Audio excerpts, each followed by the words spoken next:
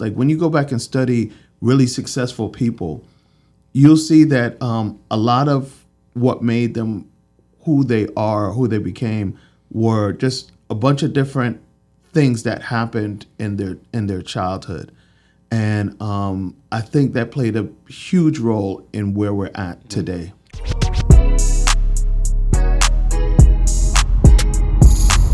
This is Secrets for Success. Welcome to the Secrets for Success podcast. I'm your host, Greg Todd. Thank you, as always, for joining me, my friends. Today, I have an extremely special guest. The reason why I am an entrepreneur is mainly because of this individual.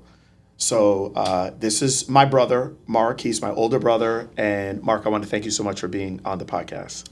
Absolutely, my pleasure and my honor to be here. Thanks, bro. I appreciate it. So just to give you guys a little backstory, and many of you that have followed my work, you know that I am the anti-entrepreneur, right? I did not want to do this. So I know a lot of people ask me, hey, so what's the reason why you went into entrepreneurship? Well, the reason was primarily because I did get to this sticking point in my life where I needed time, because that's what my wife wanted, and I couldn't get it through my job. But there was a lot of things going on behind the scenes for many, many, many years that the person that is sitting in front of me was responsible for. So I feel like what we should do, bro, is I feel like we should go back to the beginning. And us growing up, we are 2.5 years apart in age. He is the older brother, and he lets me know of it every day. Okay. But, me and you have talked about this before. We have both become millionaires. We were not born in this country. And, we have asked ourselves, and by the way, and we have another brother as well who has become, he's not an entrepreneur, but he's been very successful in his own right. And we've always said, how did this happen for us? And I think it's important for people to know a little bit about our environment and our upbringing and the craziness that came with it. And I just figured, let's talk about this on the episode. So why don't we start with like us growing up and the sibling rivalry and all the different things that kind of came with it. So I'll let you kind of just take it away for a little bit. No, definitely. We were extremely competitive in everything that we did. I mean, like everything was a competition. I don't care what it was. Everything was just a competition between us. And I think that we got that from our father because he was extremely competitive. And I think all of those factors, like when you go back and study really successful people, you'll see that a lot of what made them who they are, who they became, were just a bunch of different things that happened in their childhood. And I think that played a huge role in where we're at today. I agree. I think what we got certain things from our father. I think we got certain things from our mother. And then I think we had each other. Yeah. So I do agree with you that what we got from our father was intensity, competitiveness, and a drive to want to win, and almost to win at all cost, right? Absolutely. I feel like we got that from him. I feel like what we got from mom was a bit more of being empathetic, and she has a nurturing side. And even for us, I believe that we both have that. Like I could tell, like the way that you give to other people, the way that you're, like the amount of times you have conversations with people, you're just giving them of your time, which I don't do it like how you do it, but I'm a giver as well in other areas. Right. I feel like we got that from mom. I also believe that we got exposed to nice things without having the nice things. Yeah, absolutely. Okay, so let's talk about that a little bit. Yeah, so probably one of the first things was when I was about 8. I was going into the 3rd grade, and you were going into the 1st grade, and we moved neighborhoods. And the neighborhood that we had lived in before that was a mixed neighborhood, very mixed neighborhood. Now, I'd probably say it's probably like 99% African American. Right. But we ended up moving into a neighborhood where we were probably one of very few black kids in that neighborhood. I remember even like in elementary school, if there were 30 kids in the class, it'd probably be either I'm the only black kid or maybe one or two Maybe other. one other one, yeah. So, our parents wanted us to live in a good neighborhood that had really, really good schools and whatnot. Mm-hmm. So that was, so we were able to see, and not really be in certain elements and be able to see, people that were doing really, really well. You know, another instance is we had an aunt, and it was our grandfather's sister. Aunt Sissy? Yeah, Aunt Sissy. Yeah. Mm-hmm. And I remember one day we went to church in downtown Miami, and then one day after church, our dad took us to. She was I guess like a nanny or a housekeeper. She was a housekeeper. Yeah, housekeeper. And but I think she had a really great relationship with this family, and they lived on. I don't know I think it was Star Island. Was it Star Island? I remember the house, and I remember the show Silver Spoons. Yeah, and it felt like it was like Ricky Schroeder's house. Like, right. Oh my gosh, like these are rich. It was the first time I've ever been exposed to wealth. Yeah, I remember that. That was 1st grade, 3rd grade for us. It probably was a little bit before. Yeah. It was probably like, maybe I was about like 6 or 7, I think, or maybe, and you're like 2 years younger than me. I just remember going to the house, and I remember walking in. I could remember a little glimpse of it, but it was a very grand house. And I remember we went into the kids' room. She must have been showing us around. Mm-hmm. And all I remember is that they had the little tabletop versions of Pac-Man and Mrs. Pac-Man. Yeah. And we just thought we were in heaven, because they had these little Pac-Man games. And I remember it was just an amazing house. And that, for whatever it's worth, that did a whole lot, because we were able to see that there is a whole lot more out there, And I think that for a lot of people, they never ever get exposed to more. So like they only just see what they see. So they can't even envision that there's a bigger world out there, or there's more out there. Right. And I think we got that. Yeah. So I think that's a huge part. Just our environment.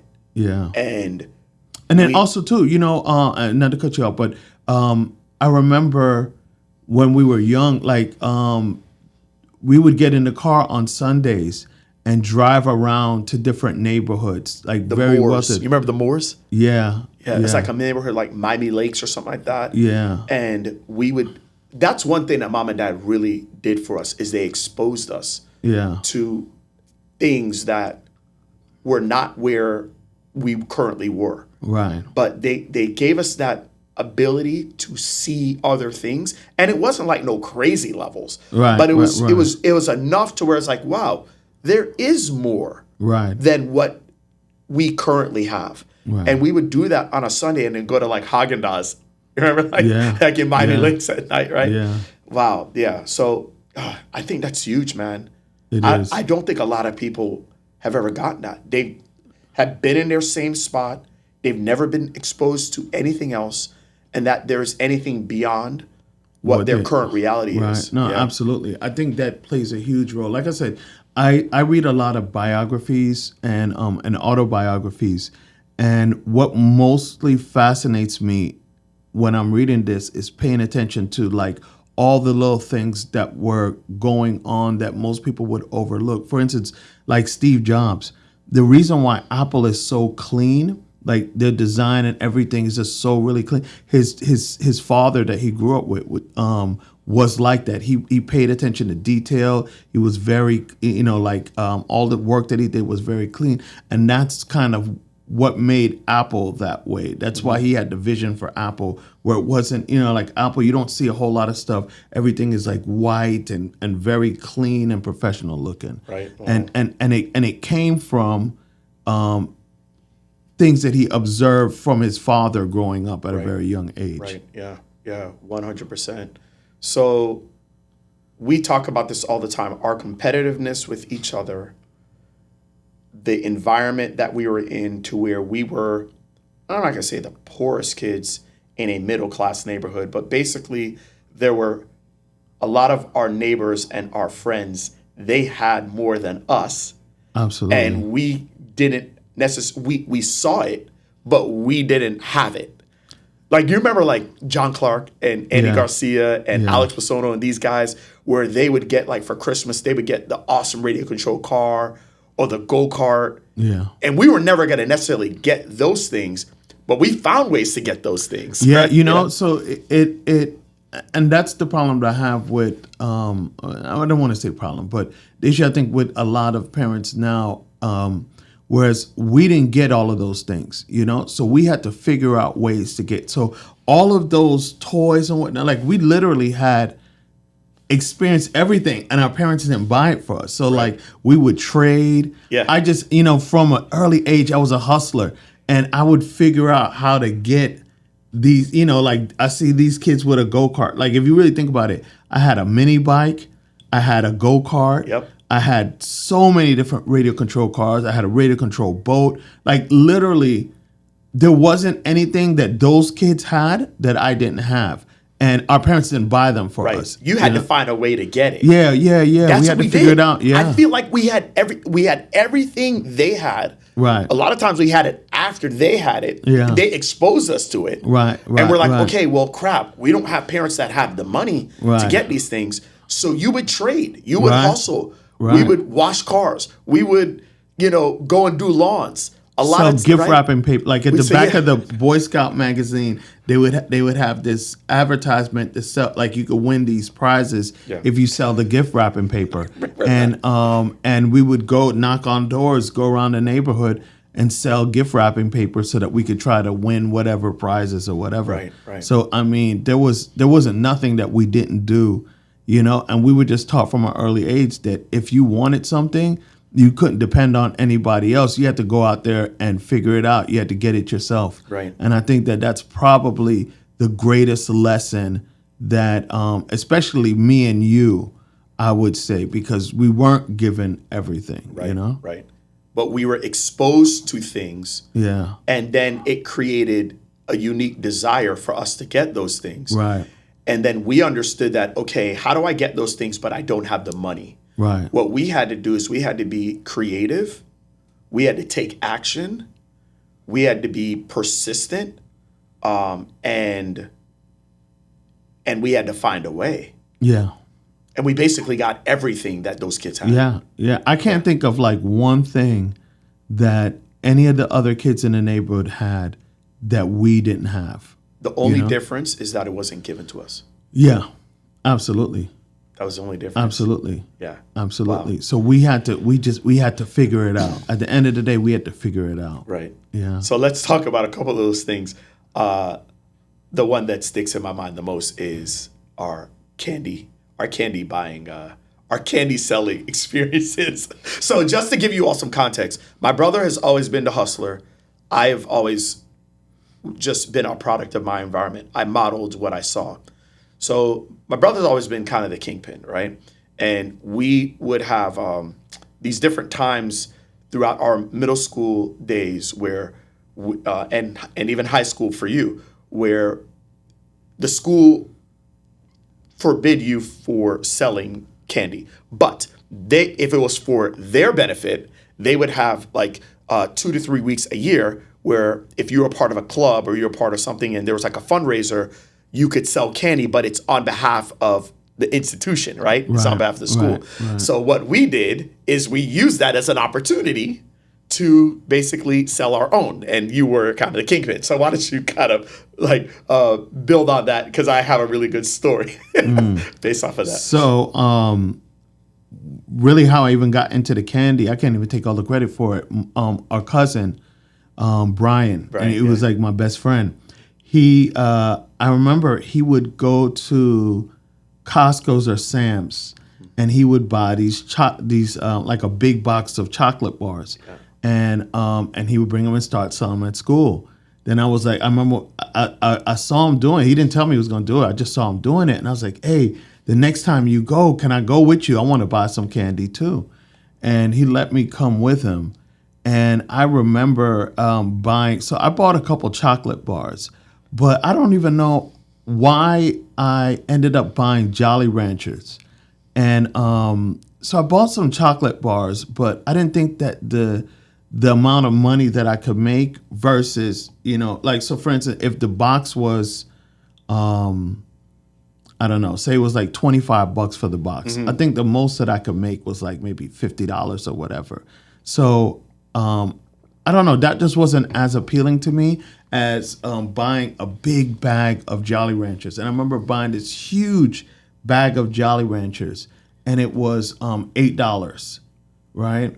And I remember, and this part is, I was just actually telling somebody this story a couple of days ago, how I don't even, like, the way that my mind was wired, like the way that I bought that bag and broke it down, I did it exactly how a drug dealer would have broke down a big, like a pound of marijuana or whatever. Right. And I'd never, ever been exposed to that. I'd never seen that. I never heard that or anything like that. It's just instinctually, I got this big bag, and I remember coming home and going to the front room.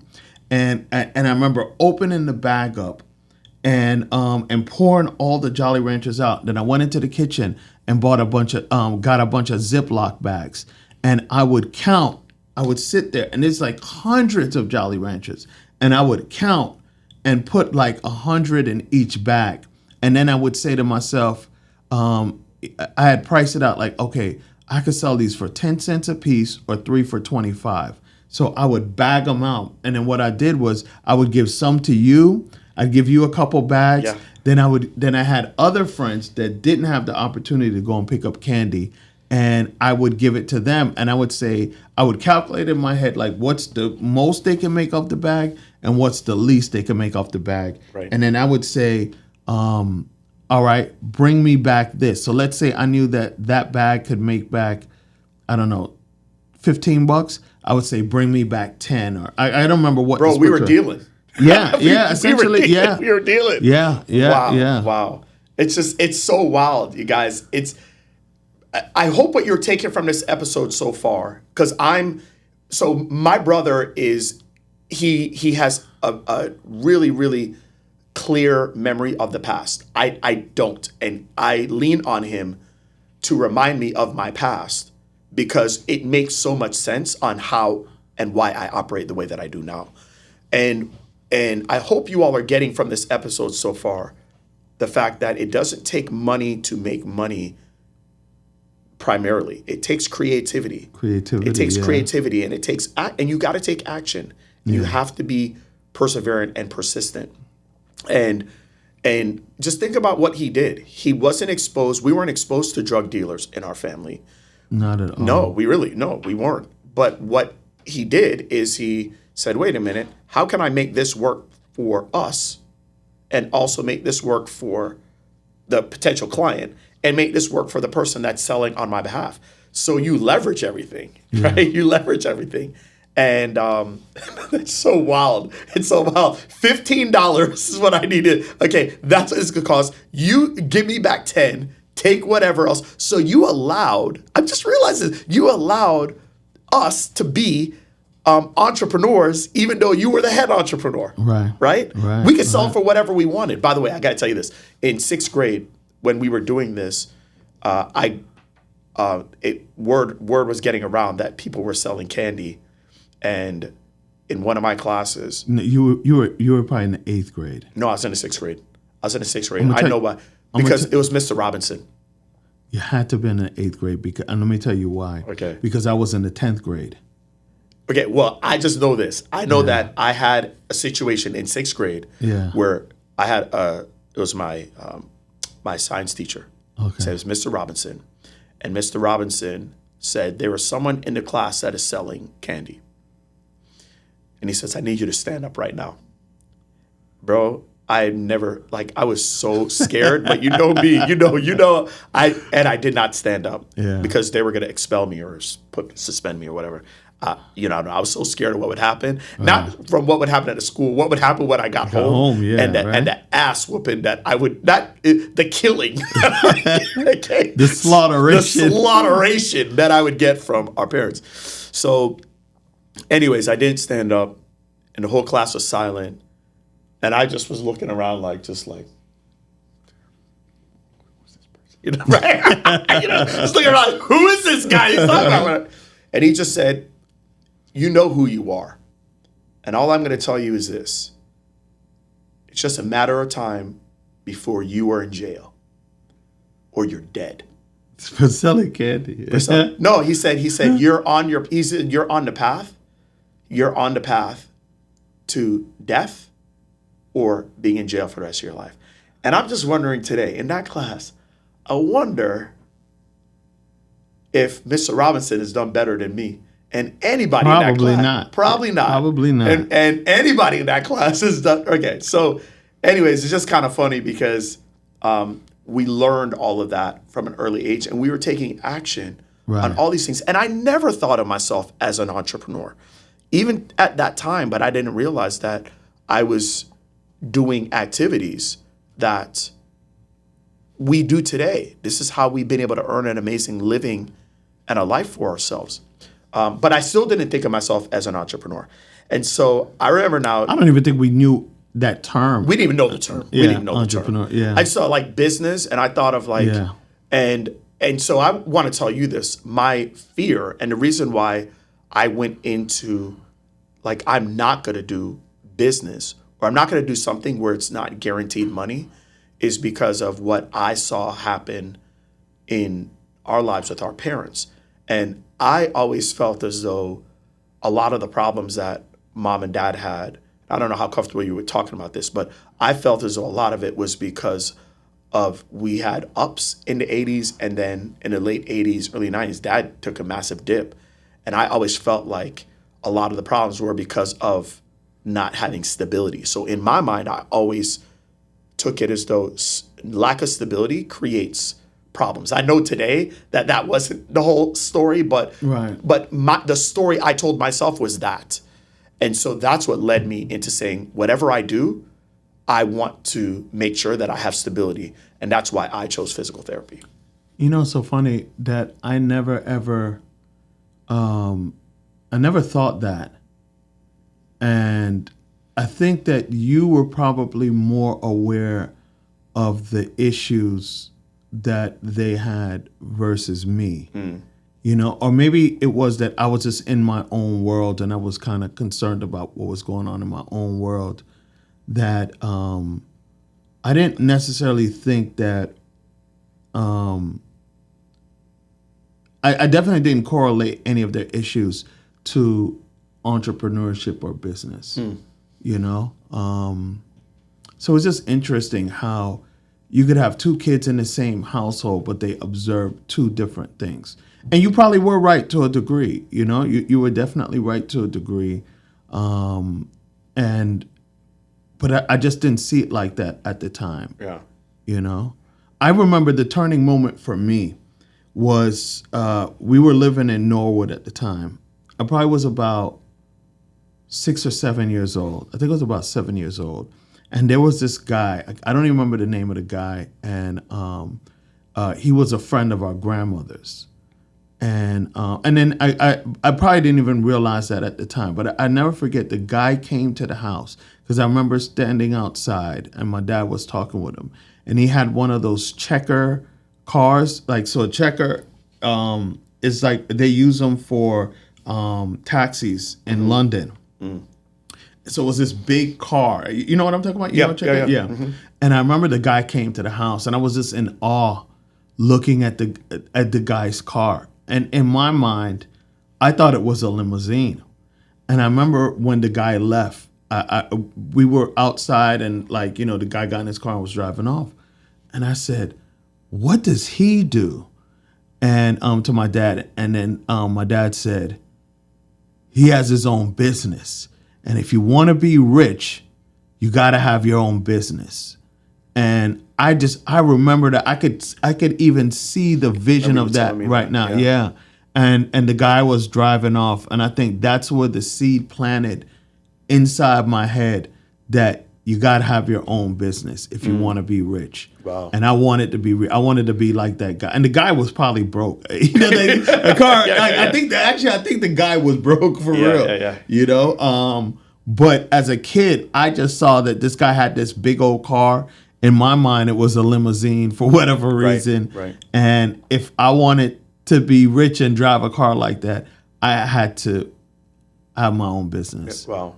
Isn't it amazing how just these little snippets and moments in time, absolutely, and how it could totally just change the trajectory of how you think and what's your path's going to be. Yeah. Well, I think one of the interesting things is that you've always thought that, and I didn't know that.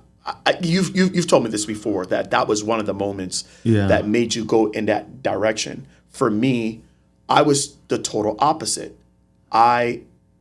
Yes, I did sell candy for you. Yeah. Yes, I did do those things. Yes, I did. I was creative and found different ways to be able to make money even though we didn't have it because we were exposed to things, but didn't have it handed to us. But I felt as though the narrative that I had was stability is the key. Stability is the key in it all. And I remember at this point you went to college. You were going to FAMU. I think you had come back it was after your first year. I believe it was your first year. And we went to this place called Beverly Hills Cafe in Cooper City. Yeah, I remember. And I remember we had a massive argument that day because I thought that you and Dad were reckless and stupid. And it was because you believed, and Dad believed, that the only way you were ever going to attain wealth was through having a business. And I felt like that was risky and that was reckless. And do you remember that argument at Beverly Hills Cafe? Do you remember? Yeah, I do remember little bits and pieces of it. I remember I don't know how it started, but I remember I was talking about business or something like that, and you were like, "Nah, I'm never gonna have a business." You were very anti-business. Yeah, absolutely. I do remember that. I do remember that. And I remember saying, "Oh, I'm gonna show you. Watch what happens to you, and watch what happens to me." And I knew at that point I was a senior. I was either junior or senior in high school, and I knew that I was going to have. I just knew that I was going to have a profession to where I was going to have stable money and work my 9 to 5, and that was it. And I knew that I was going to be better than all of you by doing that.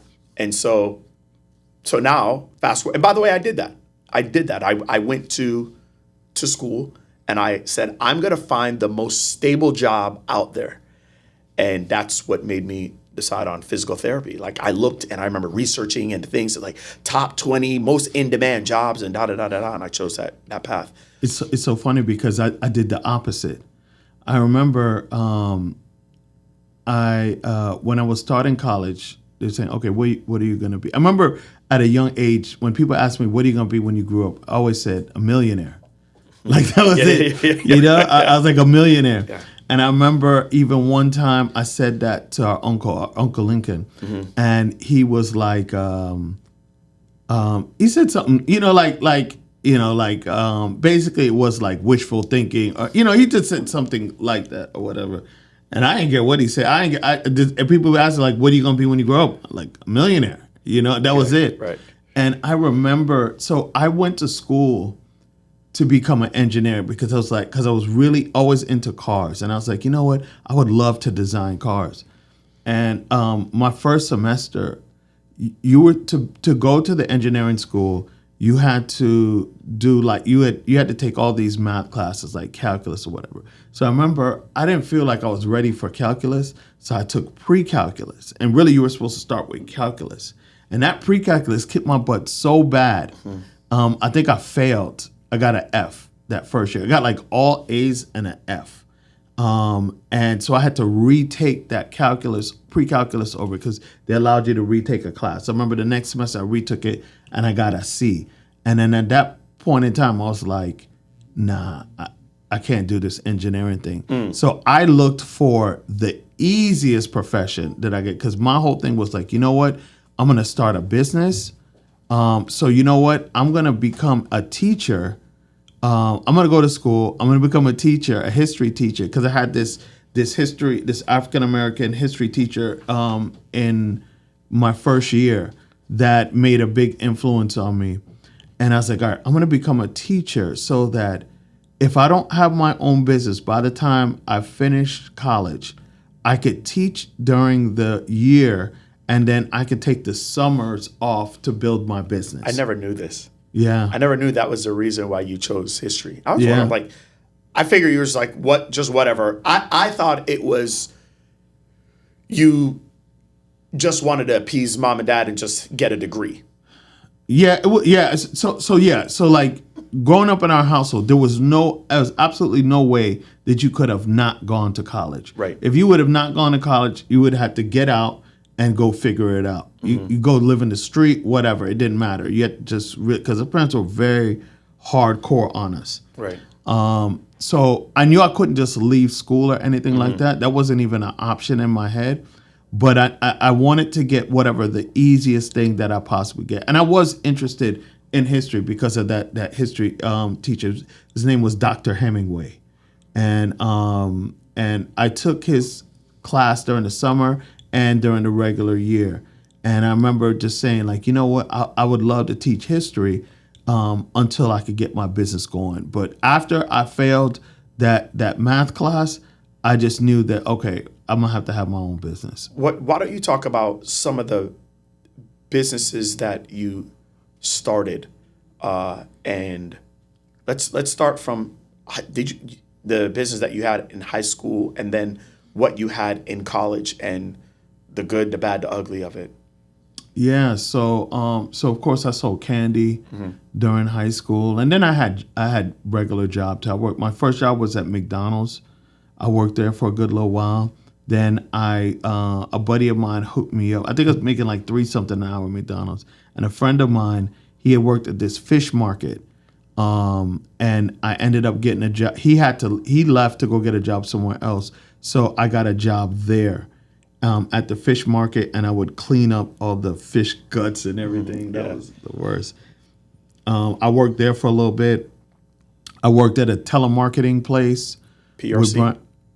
Is that called PRC? I don't even remember what it was called. Okay, yeah. But I remember we'd have to call out people for the Police Benevolent Association, the PBA. Okay, yeah. And PBA, that's right. And at that place, I learned how to disguise my voice to sound like a older country white guy. You know? Hi, my name is Mark Todd, and I'm calling from the Police Benevolent Association. And we would sit there all day and just call people and try to get people to donate some money or whatever. I worked at Little Caesars for a little while. I love that job because I get to take all the pizza. And then after that, I started working at TJ Maxx. That was the last job I had before I went away to college. Okay. Yeah. And then now you're in college, and you had multiple jobs there. So as well. I remember after my first year of college. So the first year of college, my dad wouldn't let me work. He was like, "No, I'm gonna pay all your bills." And he gave me like a little money, but whatever he gave me per month was really like no. I mean, it probably was for him. So I don't even want to sound ungrateful, but I think it was maybe like he paid So I had a scholarship that paid for my school. So I paid for my school through my scholarship, and then I had rented this room out at a house down the street from the college. And it was like $200. Like the first semester, I stayed on campus, but then I wanted to get off campus. So, and then I had some sort of heart condition, something. We went to the doctor, and then so I got an excuse to move off of campus, and I stayed down the street in this little rooming house.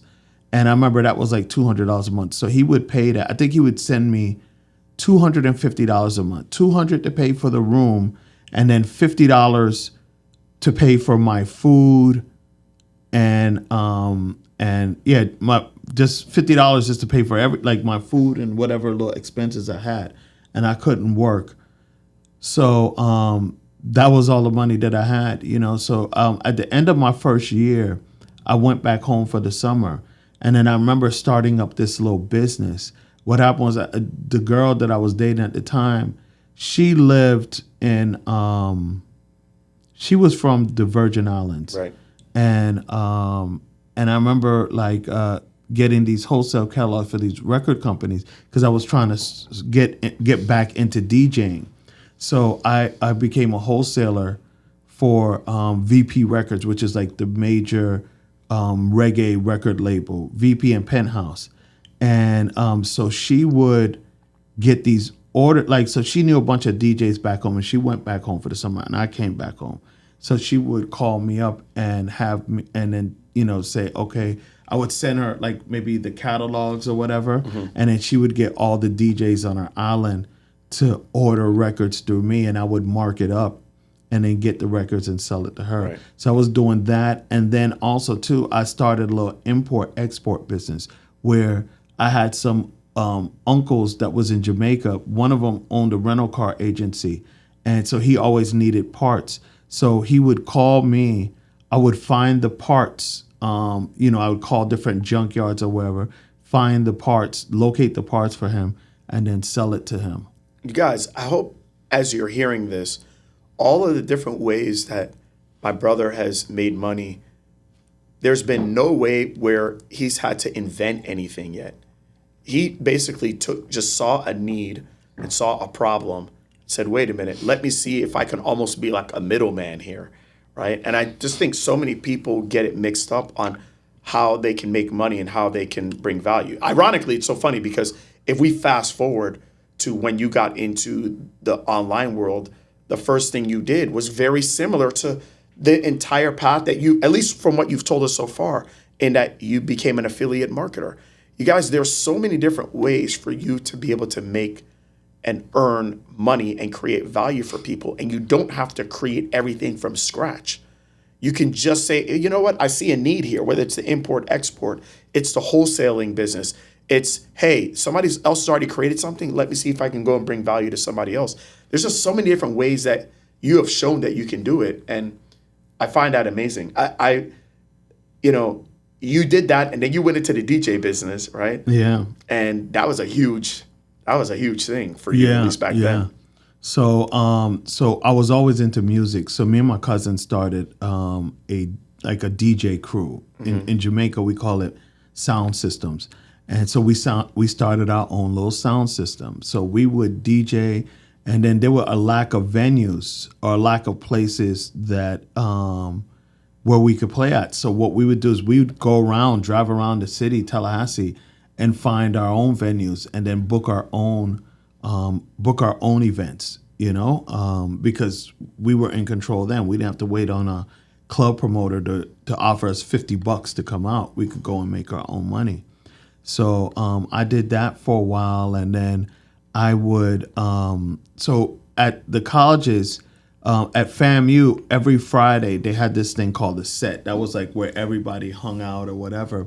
And on Fridays they would have kind of like a flea market or something like that. You could rent a stand, you could rent a booth for like $10, bring your table out there, and then what I would do is I would get the cassette tapes from like other DJs from Jamaica that was very popular that you couldn't, we didn't have MP3s or whatever back then. So I would pay someone to ship them to me. And when I would go home to Miami, I would go to the store and buy them for $10 or whatever it was. And then I would just duplicate them all week. I would just duplicate a bunch of CDs. I would go to Kinko's. I would make a cover for it, make a cover for the tapes. Cause CDs wasn't even out at that time. This is about 95, 96. And then we would bring like a speaker and a little tape player and play the music on the set and then sell the CDs. Right. And we made at the time, it was pretty good money. I remember like some weeks, we'd probably be out there 4 or 5 hours.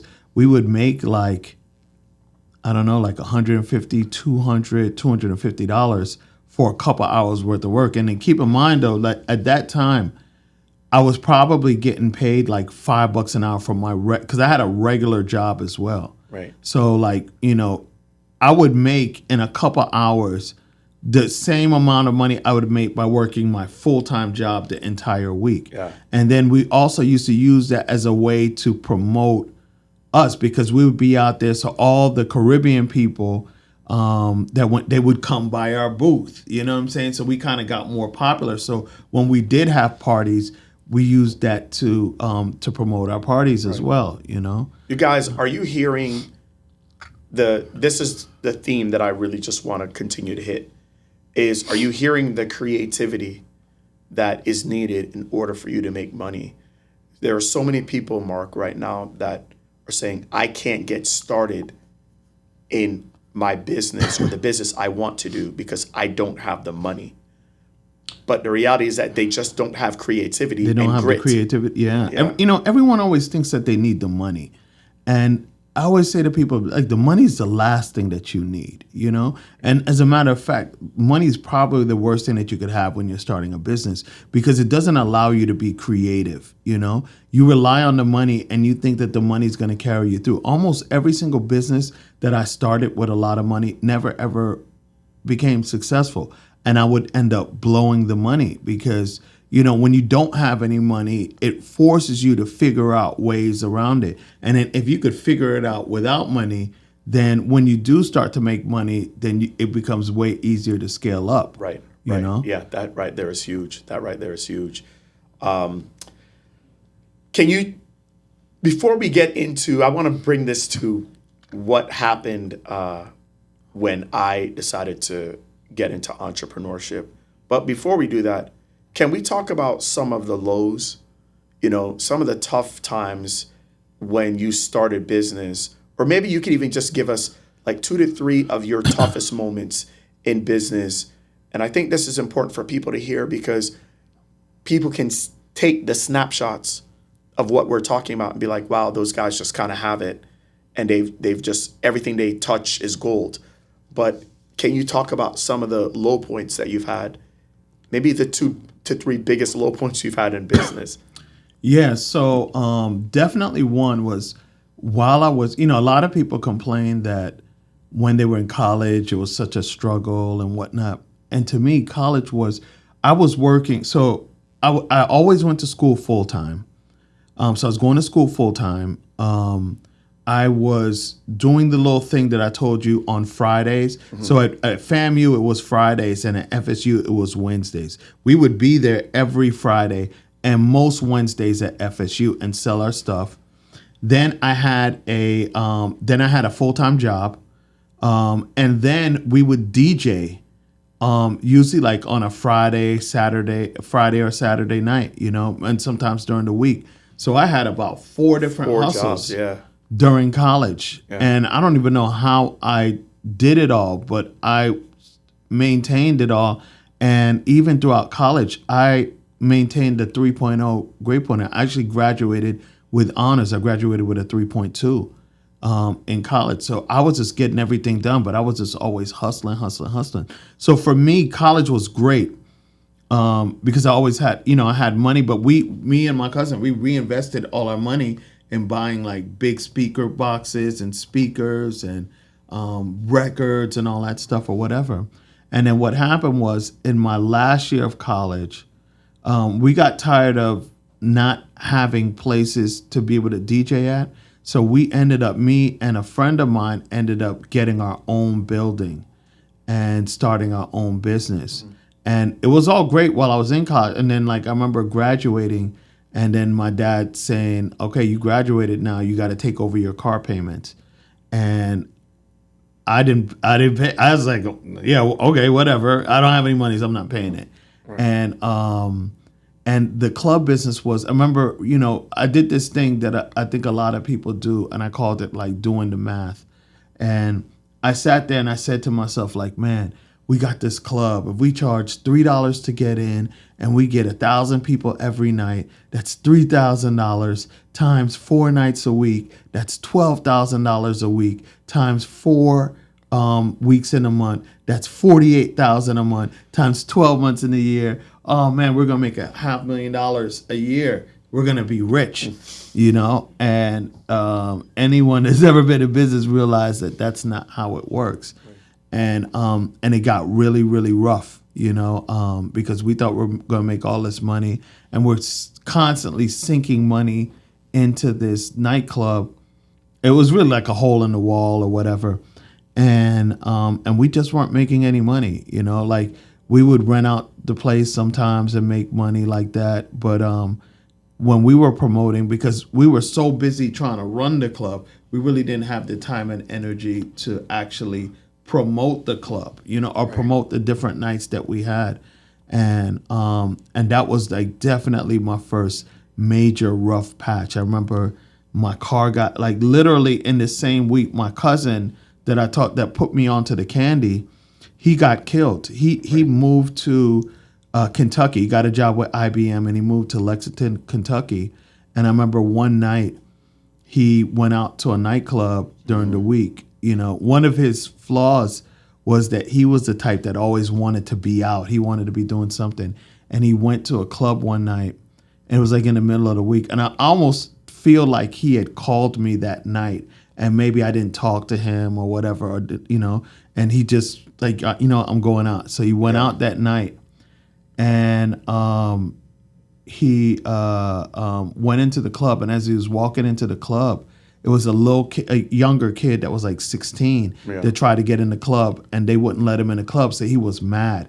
So, you know, he was walking, and when he walked by, my cousin's like walking in and he's walking out, and my cousin brushed against him. But if anybody knows him, knows that he's like very non-confrontational, you know? Yeah. He's not going to try to fight anybody. He probably just said, my bad. And the kid turned around and shot him in the head and killed him.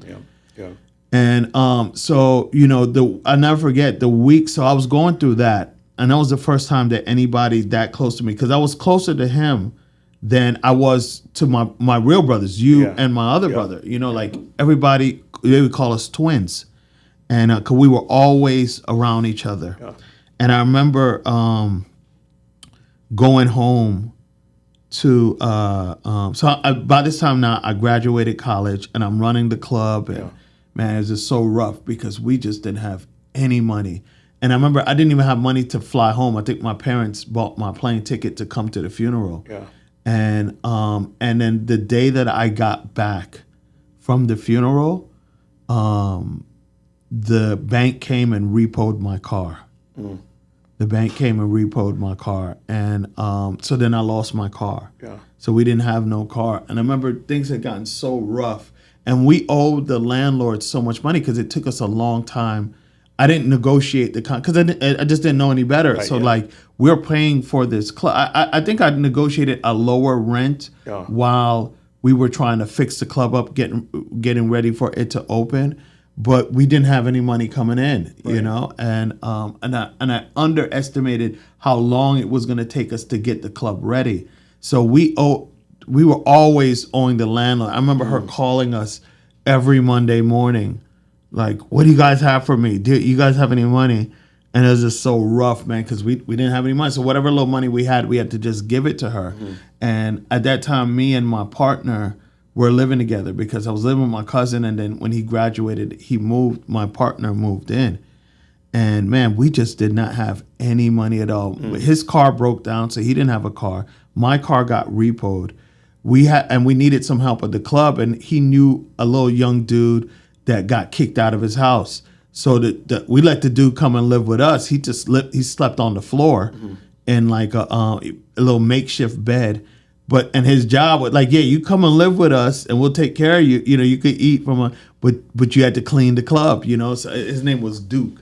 And I remember, so Duke was like our cleaner.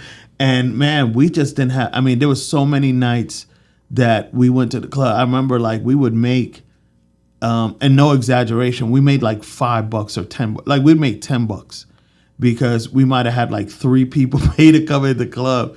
Can you imagine, like you're passing out flyers the entire week, hoping to get a big crowd, and you get like 3 people. Probably a couple more people came, but we let them in for free. Those were like our friends. and then so we would make $10 for the night. And I remember giving the DJ $5 because I had to give him something, right? He probably was charging $50 or whatever, but we give him like, yo, all we got left is $10, bro. And we would give him like $5 for gas, and then we would have $5 left, and it's that $5 is what we were supposed to pay our landlord, pay for our rent for our landlord for the building, pay our landlord for where we lived, and buy food. And we would go to Winn-Dixie. And I remember it was Winn-Dixie on I forget the name of the street, but I could see it in my head. I know exactly where it is in Tallahassee. And we would go in there and we would have to steal food. And we had a little system. So my partner, Ozzy, he would always steal a big bag of M&Ms, and that was our dessert. And then we would go over to the frozen section and we would steal like 2 Hot Pockets. So one we would eat that night, and then one we could eat the next day. And then the money that we had, the little $5 that was left, we'd usually buy maybe a loaf of bread. At that time it was like 69 cents for a loaf of bread. And we'd probably steal a bunch of Kool-Aid packets, and we would just buy the things that were too big for us to steal. So we'd stuff the 2 Hot Pockets in our pocket. My partner would steal a big bag of M&Ms. We'd buy a loaf of bread and maybe a pound of sugar. That was like 99 cents at the time. We would steal the packets of Kool-Aid and whatever other, and that's how we survived. All right, so thanks for listening to the first part of my in-depth convo with my brother Mark. Part 2 is going to be coming out, and you are going to hear the lows that he went through that led him to building a multi-million-dollar business. I can't wait for you guys to listen in.